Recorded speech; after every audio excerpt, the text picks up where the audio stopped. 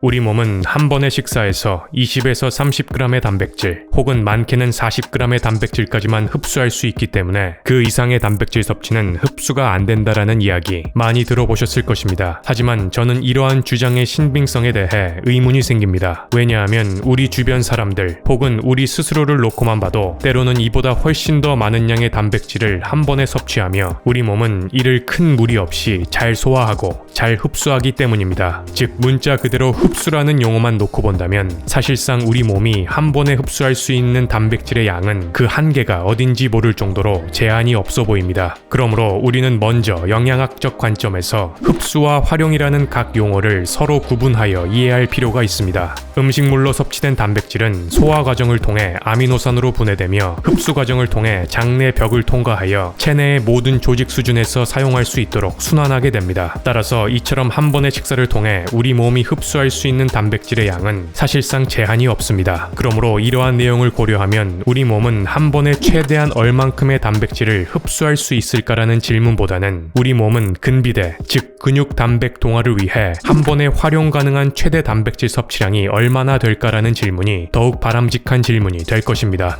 이처럼 흡수된 단백질, 즉 흡수된 아미노산 중에서 우리 근육이 근육 단백 동화에 필요한 최대량을 활용하게 되며 활용되지 않은 나머지 아미노산은 그 자체로 ATP를 생산하거나 포도당 신생합성을 통해 포도당으로 전환되어 우리 몸이 필요로 하는 에너지원으로 사용되거나 우리 몸에 저장됩니다. 이렇게 아미노산이 에너지원으로도 사용되는 기전으로 인해 경우에 따라 근비대를 방해하는 근육 단백 분해의 비율을 감소시키는 데에도 기여하게 됩니다. 특히 저탄수화물 식이 혹은 칼로리 제한 식이를 수행하고 있는 경우에는 일반 식이를 수행할 때보다 단백질이 에너지원으로 사용되는 그 비율이 더욱 증가되기 때문에 근육 단백 동화에 활용되어야 할 아미노산을 에너지 생산에 활용되도록 양보하게 됩니다. 따라서 이 경우에는 에너지 생산에 활용될 단백질의 양도 함께 고려하여 단백질 섭취량을 더욱 증가시키므로 근육이 근육 단백 동화를 위해 활용할 단백질의 양을 확보해야 합니다. 그러므로 이러한 이유가 이전 영상에서 말씀드린 칼로리 제한 식이를 수행할 경우 근비대를 극대화하는 하루 필요 단백질 섭취량이 일반 식이를 수행할 때보다 더 많이 요구되는 이유가 됩니다. 또한 우리는 운동 전과 운동 직후 상태를 구분하여 한 번에 활용될 수 있는 최대 단백질 섭취량을 고려해야 합니다. 왜냐하면 운동 직후에는 운동 전 안정 시에 비해 근육 단백 합성의 비율이 급격히 증가하기 때문에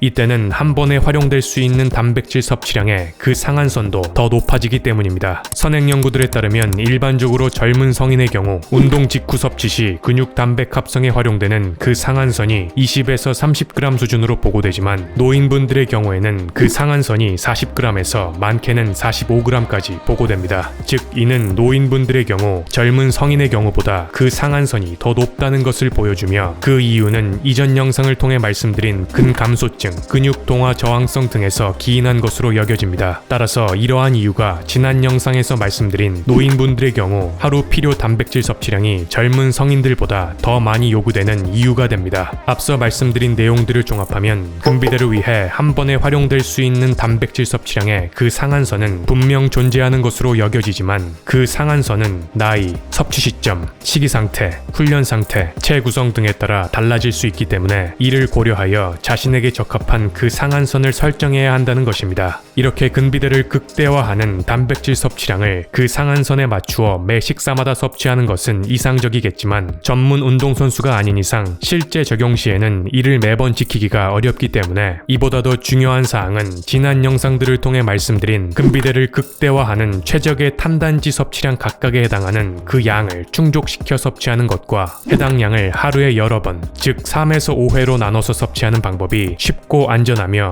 효과적인 근비대 극대화 영양 섭취 전략이 될 것입니다. 그럼에도 불구하고 단백질 섭취량에 있어서 자신만의 그 상한선을 찾고자 하시는 분들의 경우에는 지난 영상에서 말씀드린 근비대를 극대화하는 최적의 단백질 섭취 가이드를 참고하셔서 이를 기준으로 시작하신다면 그 최적점을 찾아가시는 여정의 현명한 시작점이 될 것입니다. 오늘은 우리 근육의 근비대, 즉 근육 단백 동화를 위해 한 번에 활용 가능한 최대 단백질 섭취량에 대해 알아보았습니다.